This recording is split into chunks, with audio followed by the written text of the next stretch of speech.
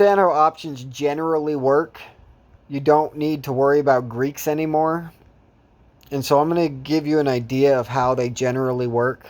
So first thing you got to think about when you pick a stock symbol. So all 15,000 stocks out there, maybe 5,000 of them have an option chain. And inside of an option chain, right after you go from the stock symbol, you now are looking at expiration dates.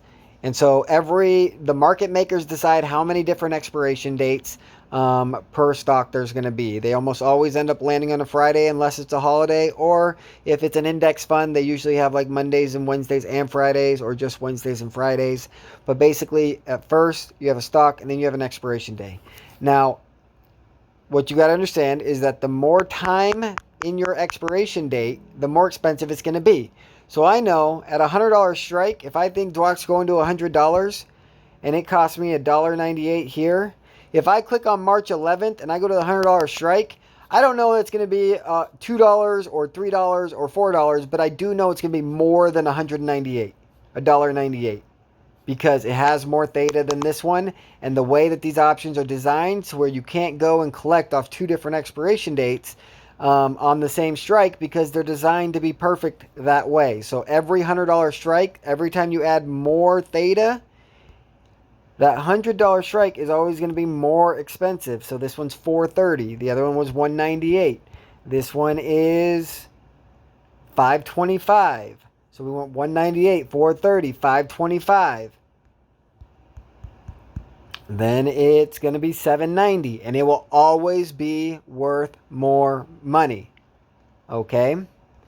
Next way to look at it, if I'm looking at the $100 strike, the $101 strike is always going to be worth less. The $102 is always going to be worth less.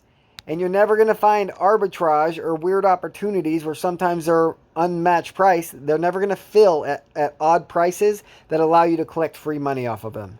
And so if you generally understand that, then you don't need to know anything about the Greeks. And really, you just need to understand how options work for profit-wise. So if you're going long on a stock, I mean, a good general rule of thumb is that you should, if you're trying to get the maximum amount of money, be sure you pick enough theta.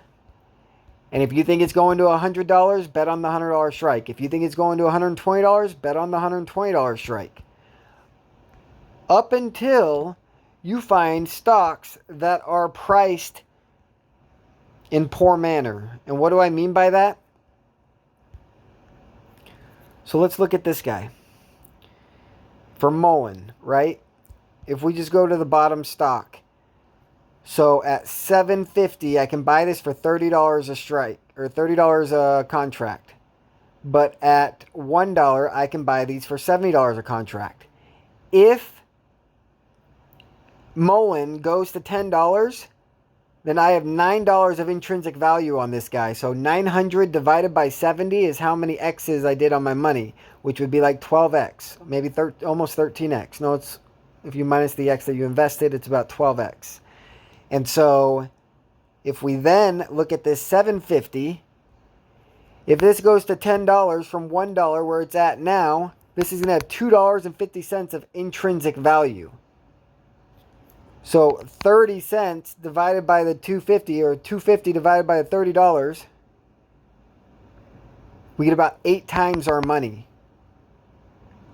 So a lot of people are betting on this option, the more riskier option that loses money faster, because they think that they're going to make more money on the $7.50 if it squeezes to 10 than they would by buying the $1 strike. See, and that's where options get priced a little weird, especially when they get cheap. You find really weird prices. Another stupid thing that you better never fall for, that you got to look out for, let's do something like Chipotle.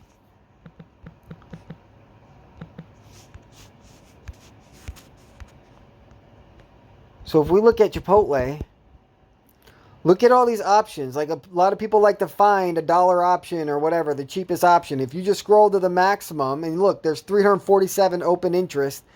And it's because they were able to find it for 5 cents.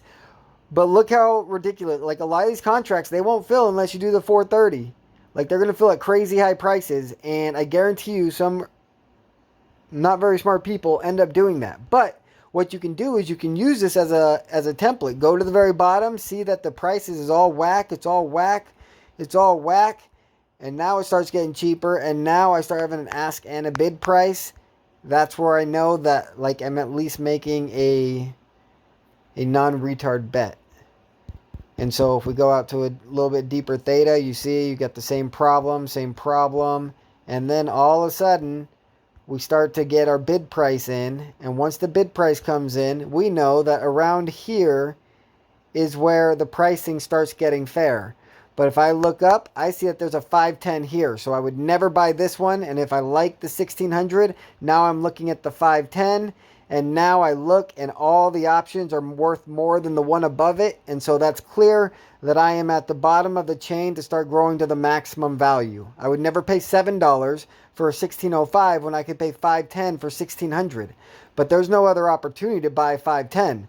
Now, if I could buy this for 700 and this for 700 and this for 700, and then all of a sudden there's a 600 here, I would want to do the 600 one instead of the 500, because there's a lot of more bogus strikes in there that are just manipulating the price.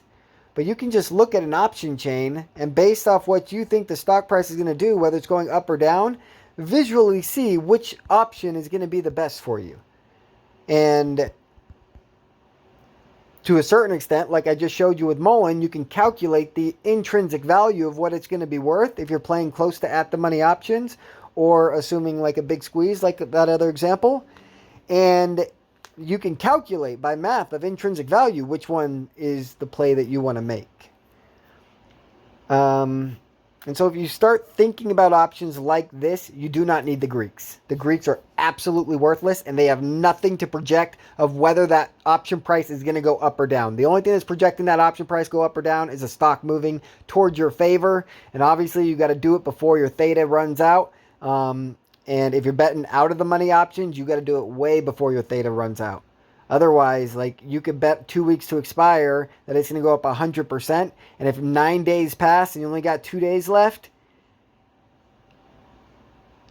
if you only have 2 days left, then, and it went up 80% and you're still 20% from out of the money, because you only have 2 days theta, you're not going to make any money on that 80% gain. Where had it happened in the very beginning, you would have made more money than anybody.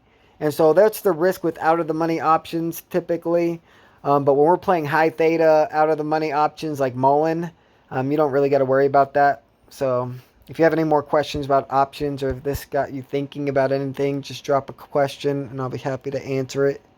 But this is how your brain needs to think when you look at option chains.